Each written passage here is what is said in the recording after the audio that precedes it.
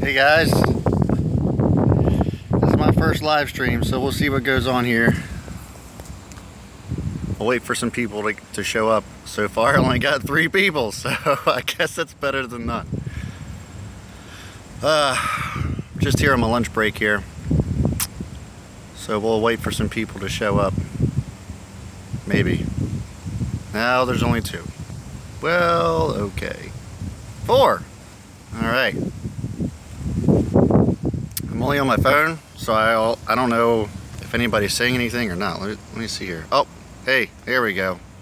Jace Bayless, what's up, man? Wealthy Creations. Joey, what's up, man? How's it going? Now we got some people showing up. If you guys can share this, I don't have a whole lot of time, but I just kind of want to talk today about kind of the downtrend on a Tuesday. I have no idea how to explain it. Matt, what's going on, man? Thomas Ventura, how's it going? 15, there we go. Daniel, AJ, what's going on, man?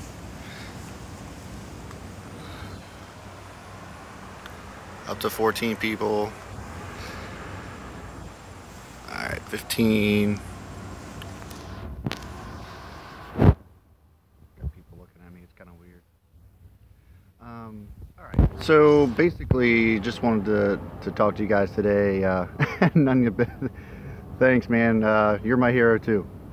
So anyway, I just kind of wanted to talk a little bit about today's how Whack-A-Stock Tuesday came to be about.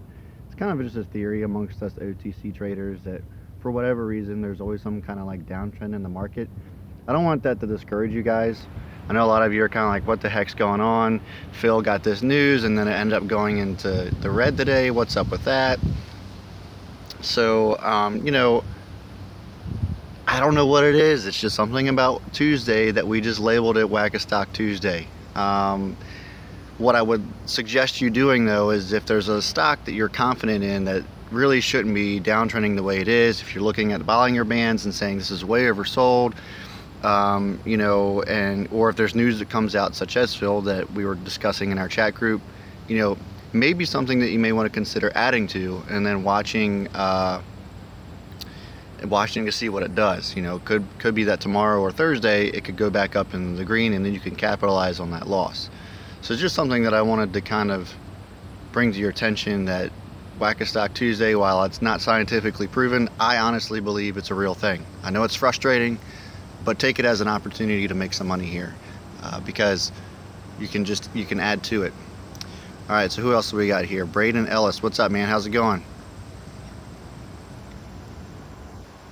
Looking to see who else we got here. Nunya, why do you think you gotta reset your scan tools, man?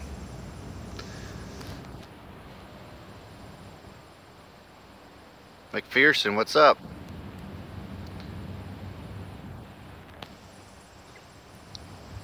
Can anybody share this in the chat group? I can't believe I only got 14 people. There's like 1,000 people in that chat group. Oh, Andy, hey, what's up? I know you. Don't pick things up like Suku. Yeah, I tried to warn everybody that maybe it was kind of like, you know, a pump and dump there, but you know, when you see stuff like that with like crazy high volume and it's barely moving, always raises a red flag for me. Those are kind of ones that I like to stay away from. Stephanie, what's going on? But you know, there's still money to be made potentially. You know, if it's something that you're confident in buying and you think that you can make a buck or two off of it, you know, certainly not going to discourage you from that. AZFL, that's another one that's a real head scratcher. You know, it's got what, over 200 and some million shares in volume, probably more than that now. I haven't looked at it since this morning, and you know, it doesn't move very much. It moves enough to maybe make some money off of it, but you know, it's just one of those things that it doesn't move the way that I would like it to move to.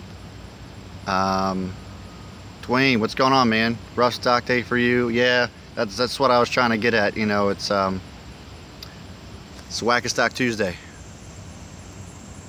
318 million, right? And so at 318 million, it's probably only up like 10-15%. And that's my point, is that like it takes a lot to move something like that because of the amount of outstanding shares and the dilution and all that. So I typically try to stay away from that kind of stuff just because I want a stock that's going to move basically on anything.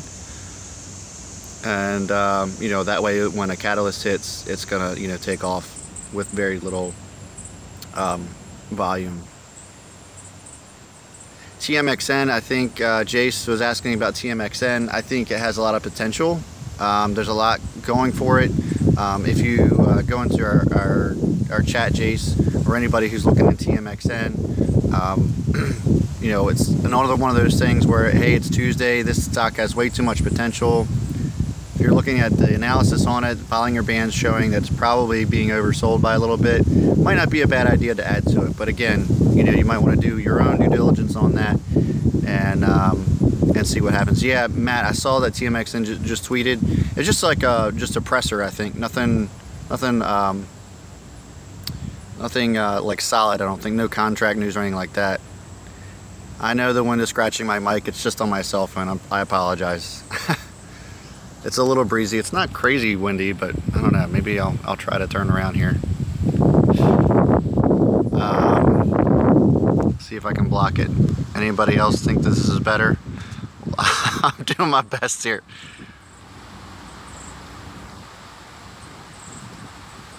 All right.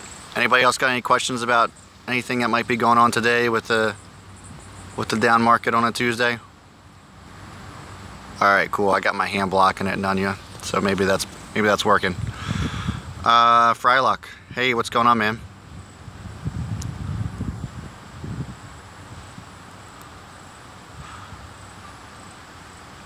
Yeah, Phil is disappointing. I totally agree, but still have faith in that one, in my opinion.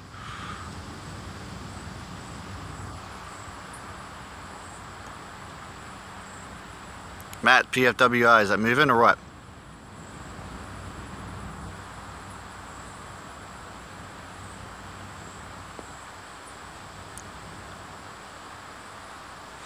How long have I been doing OTCs? I've been doing them for a while. I've been, you know, my financial background goes back a few years. OTCs, I've been trading for a few years. Nunya Business asked what my main source of news is and when. So my main source of news, if you haven't seen all my my previous videos, is that I use otcmarkets.com. It's a very useful tool that I use whenever I am on an outlet like iHub or Investors Hub.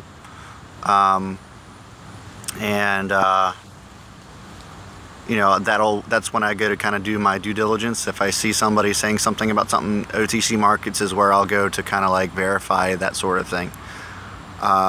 Very good tool to use whenever you're looking up news when it comes to OTCs, because typically you won't see that in a mainstream media outlet that you know, breaks out that kind of news. A lot of times OTC Markets will post that kind of stuff before Yahoo Finance will, or anything like that. Another good thing is Yahoo Finance. I'll go there too. What do you think about BTCS? Had move of merge yesterday. Honestly, Stephanie, I haven't looked into that one, but definitely can look into that for you. Driftzar, yeah, you got it, buddy.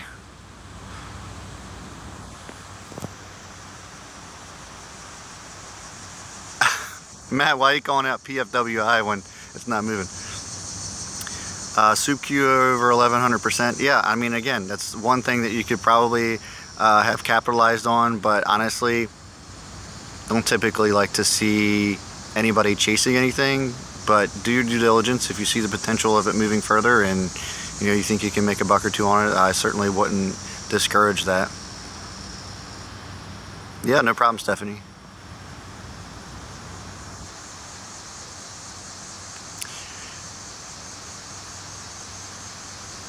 Oh, Artem, hey, what's going on? I know you guys have to like tell me who you are, because I'm just looking at your screen names here, and if they're different than what on Discard, I'm just Discord. I'm just reading what I see here. What do you guys do for a living? Let me ask you that. Are you doing this live often? So Frylock, I think I know who you are, and I apologize, but am I doing this live often? I don't know. This is my first one. You guys are gonna have to tell me. This is a brand new territory for me. This is a little awkward, but we're working through it. Andy, I kind of figured you were a photographer. Hey Nick, what's going on, man? Rick and Morty. Honestly, I don't know who Rick and Morty are. Oh, Ben, yeah, nice. Retired offshore electrician. Wow, that's a pretty cool job. 3D printing tech startup executive, Creighton. That's awesome. I guess you kind of know who, well, if you don't know what DDDX is, I would highly encourage you to check that out. Alright, radio DJ, you know you like it. I don't know, maybe a little bit. How did I get hooked up with Ricky? That's kind of a funny story. I just started my own chat group way back when we had GroupMe, and Ricky just kind of reached out to me, saw the success we were having in that group, and kind of saw that there was a need for it, and asked me if I'd be willing to head it up for long term, and maybe if I would consider starting a YouTube channel, which I had never done either. And so honestly, you guys have been great with your patience and my lack of experience in having a YouTube channel, so I do appreciate that. But that's basically how we got started. We've been talking ever since, probably once or twice a week. Ricky's a pretty busy guy, as am I. But you know, we're making it work. You're a beekeeper? Dude, that's awesome. The only reason I think that's awesome is just because I love honey. I mean, who doesn't love honey? An animator, that's pretty sweet. Background investigator, I guess I better watch out for you. Overseas contracting in the Middle East, that's crazy. LPN, low paid nurse, yeah, okay. I can appreciate that.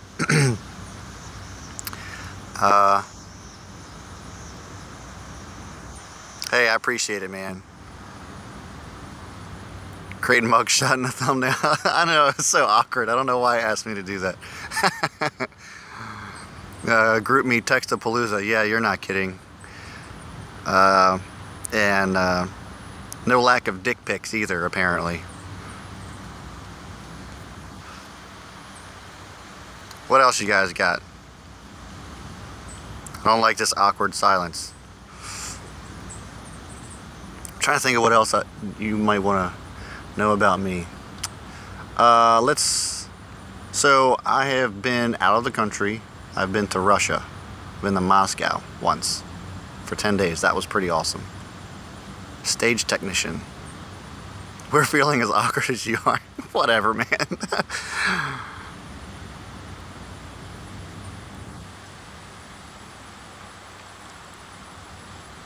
Did I see Trump there? I did not see Trump there. It was a long time ago. It was when Bush was still in office. Thoughts on DRS or tops? Andy, you're such a jokester, man. Take that somewhere else.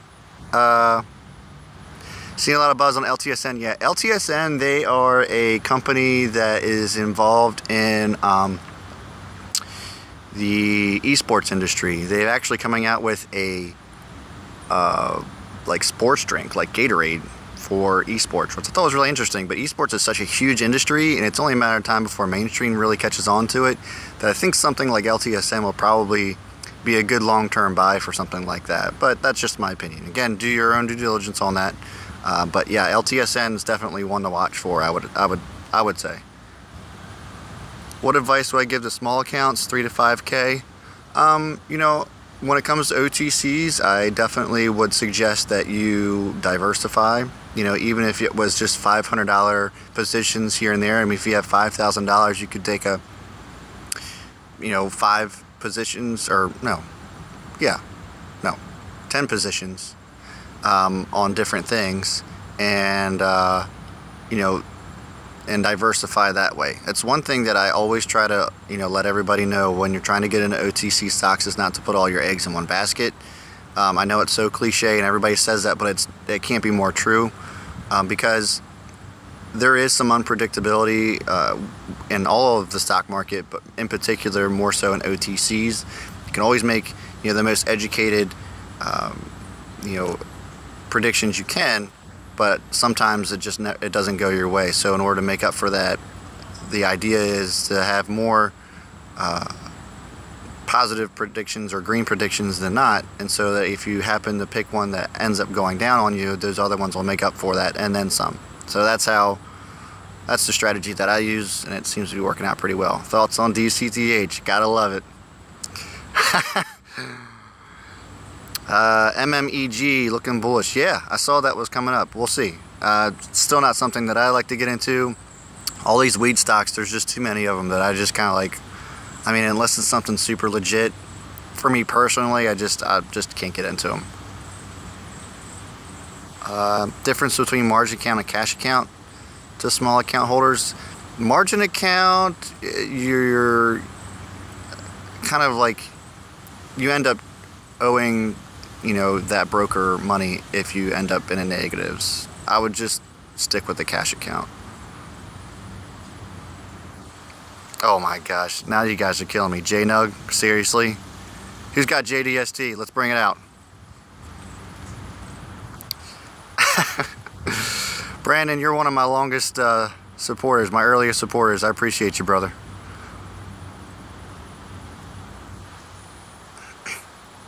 AMD. I'm trying to think of other ones that people like to pump a lot too. They like to bring them over to our chat group. It's funny. It's funny. I think I need to get my hair cut. What do y'all think? It's getting a little long. It's getting in my way.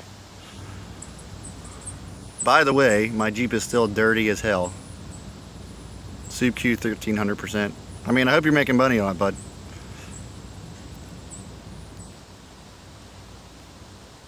Yeah, I've only cleaned out enough for my driver's seat on the Jeep, and the rest of it's still completely covered in mud.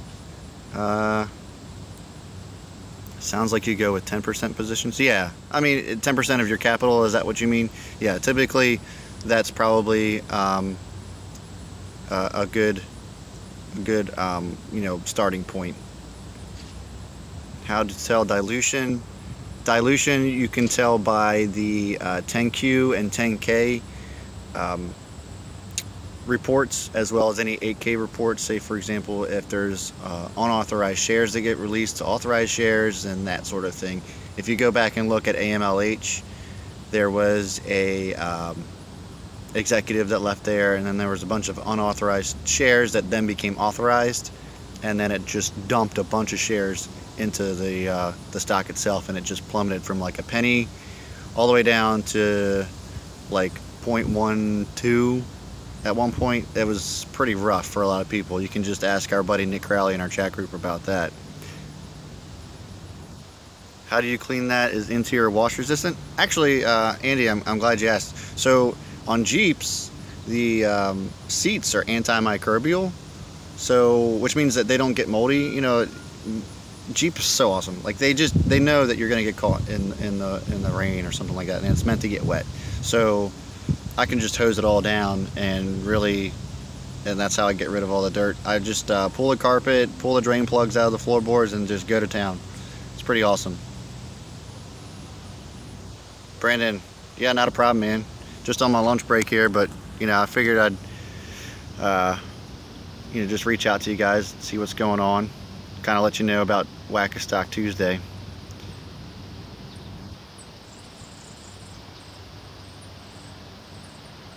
Does PDT rule apply to cash accounts? Yes, it does. PDT rule applies to cash accounts if it's under $25,000, and I believe that it might depend on the broker. Don't quote me on that. I have to do some research. It's either Patriot Act guidelines or it's broker specific, but I want to double check on that, so don't hold me to it. Level 2 in the vid, level 2 vid in the works. It is. I will say that Connor does have a really good level 2 video on his channel. If you go and view that and you would still like me to make one, I'd be more than happy to. I just don't want to be too redundant, but if it's something that you guys really want, sure, I mean, I'll go ahead and do that. Brian Heron, Jeep or Blazer? I have a Jeep, Jeep Wrangler Rubicon. I just made a video of it. You should go check it out.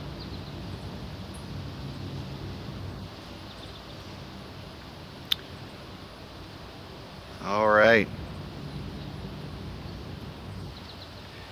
Okay, guys. I think 20 minutes is long enough. Learning a lot from you. Thanks for all you do. Yeah, no problem, Stephanie. Anytime. Plan on being here for a while. Looking forward to the future. All right, guys. So just wanted to throw this out here to you one more time. You know, I would appreciate you guys, you know, liking and subscribe to my channel if you haven't done so already. You know, the only way that we are able to keep it going is if you guys do so. If you guys keep following us. And that's all I got for y'all. So I am headed out, gonna work out the rest of this day and enjoy this beautiful, like 80-degree weather. I mean, it's August. It should be burning my tail off.